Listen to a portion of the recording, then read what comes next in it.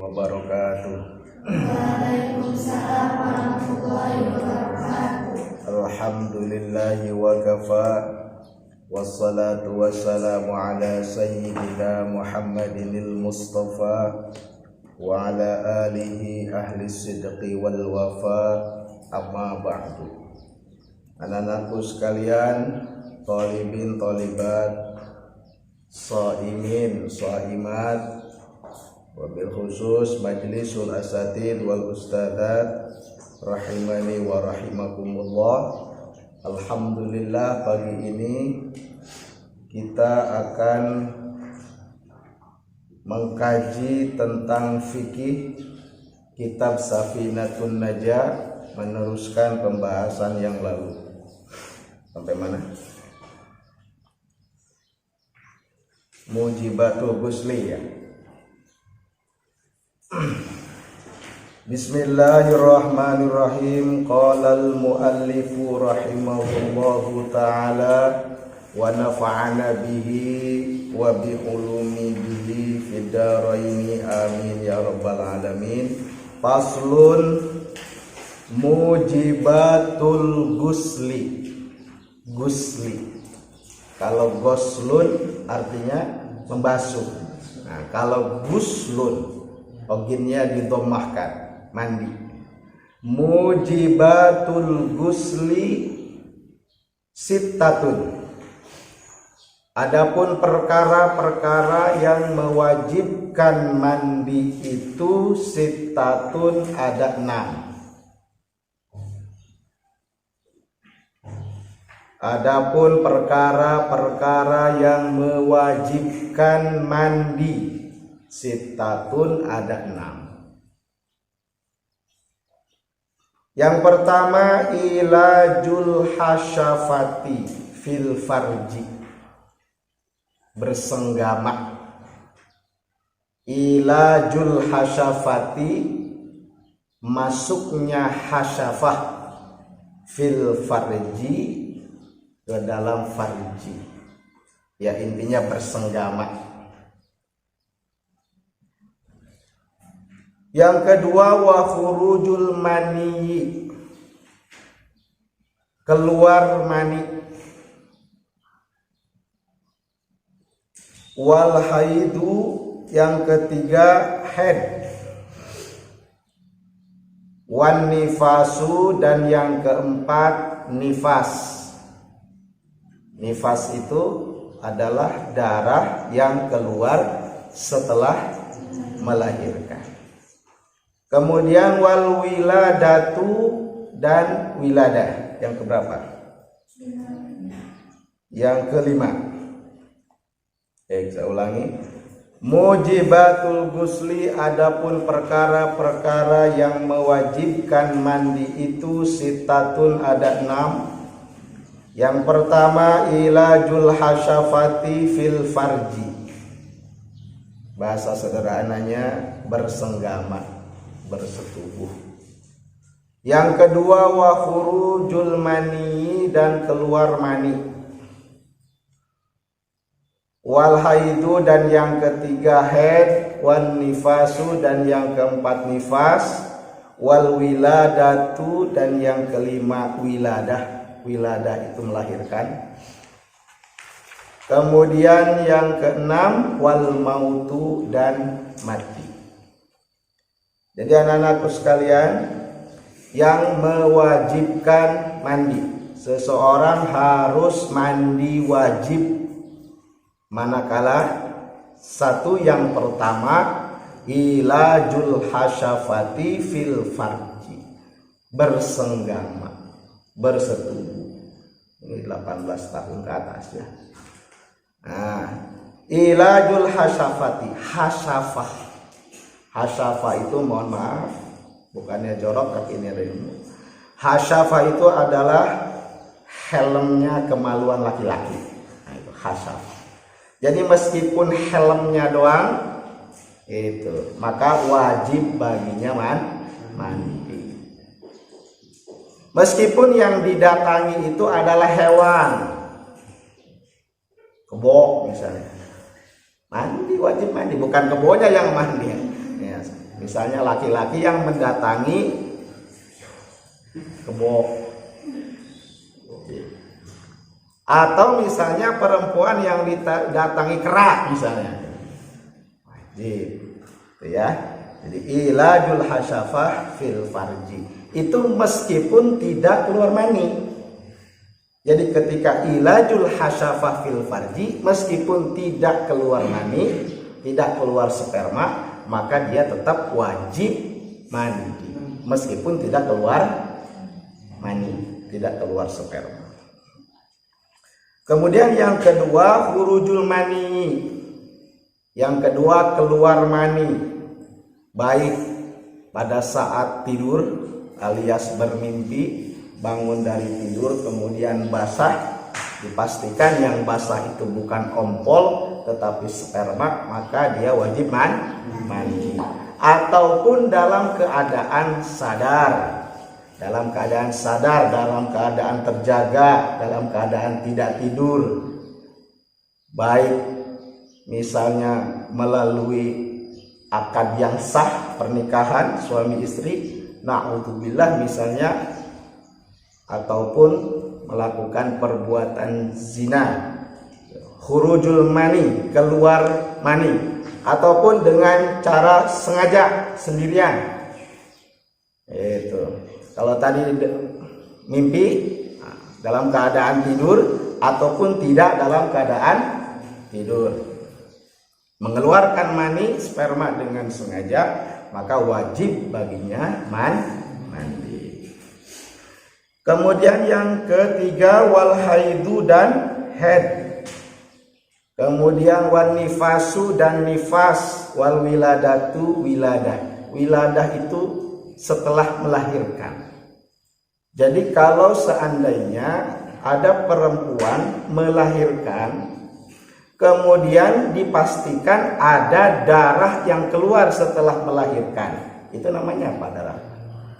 Nifas. Ada darah yang keluar setelah melahirkan, itu namanya nifas. Jadi tunggu sampai selesai nifasnya. Jangan mandi karena wiladah. Kenapa? Karena ada nifas. Kecuali tidak ada nifas, tidak ada darah yang keluar setelah melahirkan, maka dia wajib mandinya mandi wiladah, bukan mandi nifas. Misalnya dia nggak keluar darah setelah melahirkan, ada nggak? Ada perempuan yang melahirkan, dia setelah itu tidak keluar darah, nah, maka mandinya dia bukan mandi nifas tapi dia mandi wiladah. Tapi kalau dia mengeluarkan darah setelah melahirkan, darah nifas, maka dia nggak usah mandi wiladah. Ngapain mandi wiladah? Karena dia punya nifas. Jadi nggak ada artinya kan dia mandi wiladah. Toh dia punya hadas, yaitu nifas. Itu bedanya ya. Jadi nifas itu darah yang keluar dari rahim perempuan, dari kemaluan perempuan setelah melahirkan. Paling sedikitnya berapa nifas itu? 1 tetes. Umumnya 40 hari. Umumnya 40 hari. Maksimal 60. Jadi maksimal paling lama 60 hari. Kemudian minimal 1 tetes. Umumnya 40 hari. Artinya ketika ada seorang perempuan yang sebentar keluar darahnya setelah melahirkan atau tidak keluar darah, tidak ada nifas, maka dia mandi bukan mandi nifas tapi dia mandi wiladah. Mandi karena dia melahirkan. Tapi kalau dia punya nifas, dia sampai selesai nifasnya. Kalau dia sampai 40 hari, ya 40 hari. Gitu. Jadi setelah melahirkan gak usah mandi wiladah. Buat apa mandi wiladah? Toh dia punya hadas.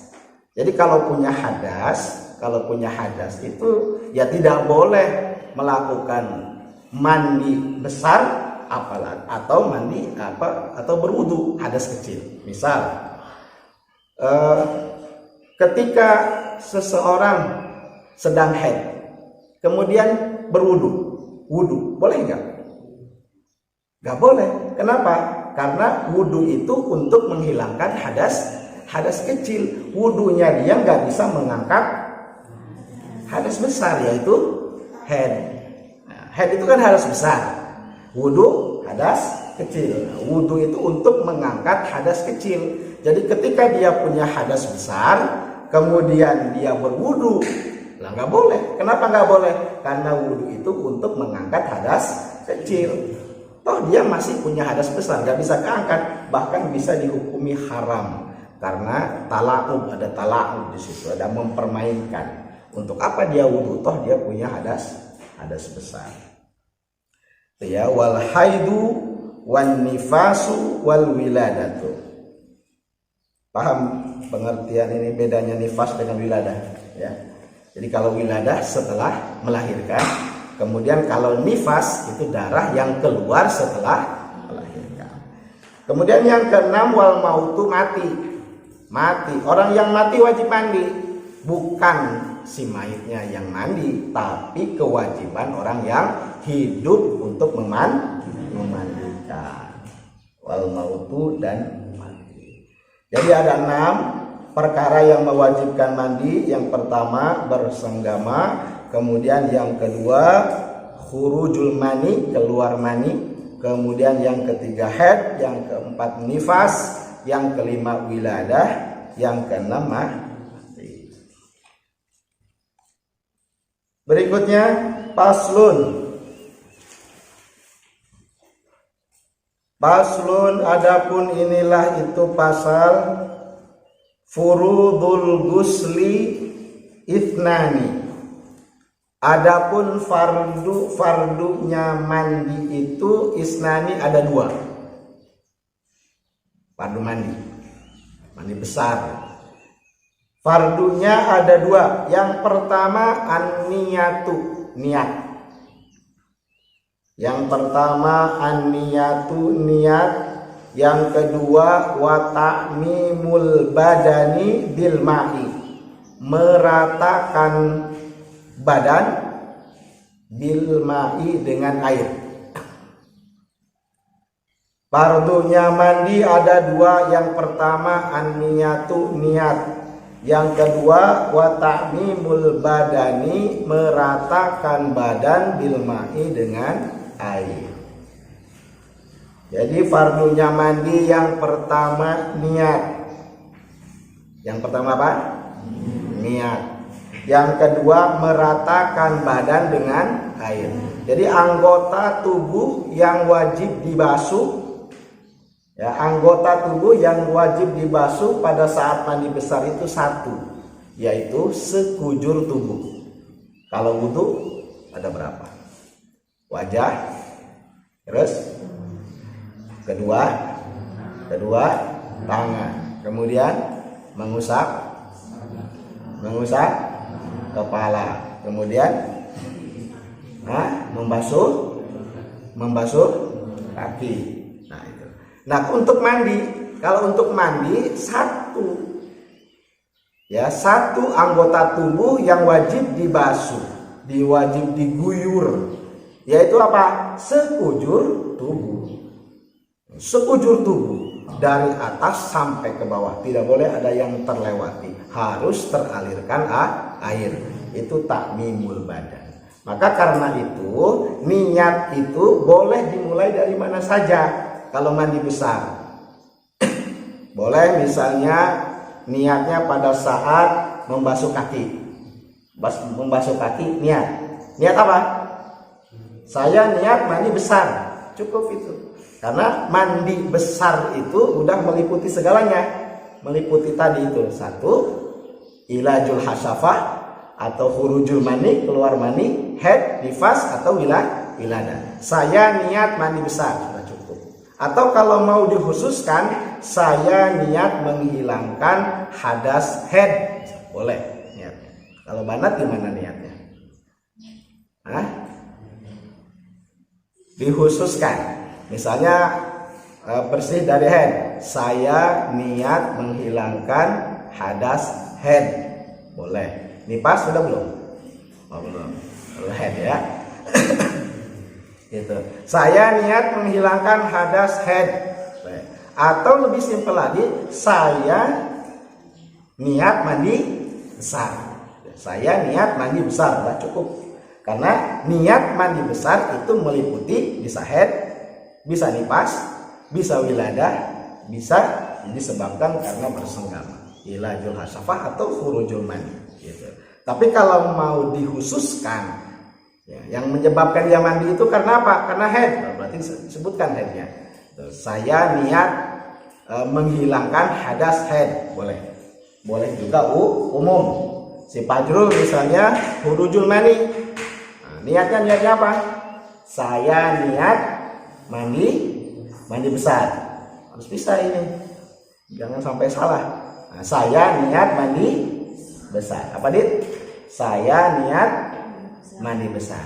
Mandi besarnya apa? Khurujul mani misalnya disebabkan karena keluar mani. Oh mau dikhususkan? Boleh. Si Paris misalnya mau dikhususkan. Saya niat menghilangkan hadas keluar mani. Nah, itu kan dikhususkan. Lebih enakan mana? Nah, Tio udah pernah mandi besar? Oh, berapa kali ya? Nah, niatnya gimana Tio? Hah? Nah, itu bagus. Yang umum ya, saya niat mandi besar. Karena kalau mandi besar, niat mandi besar itu sudah meliputi semuanya. Nah, jadi fardunya mandi ada dua. Niat, yang pertama niat itu boleh dimulai dari mana saja. Boleh dari kaki dulu, atau dari atas, dari kepala, boleh. Justru itu adalah yang paling utama. Misalnya ngambil air, gayung, kemudian diguyurkan dibarengi dengan niat. Berarti dimulainya dari atas, dari kepala. Atau enggak dari kepala, misalnya dimulai dari kaki, boleh. Kenapa? Karena anggota tubuh yang wajib dibasuh dalam mandi besar adalah sekujur tubuh. Kalau sekujur tubuh boleh dimulai dari mana saja. Saya mulainya pengen dari tangan dulu, boleh. Ambil air, kemudian dibasuhkan tangannya dengan niat menghilangkan hadas besar. Atau dari kaki, tapi yang utama dimulai dari mana? Dimulai dari mana? Dari kepala, dari bagian atas.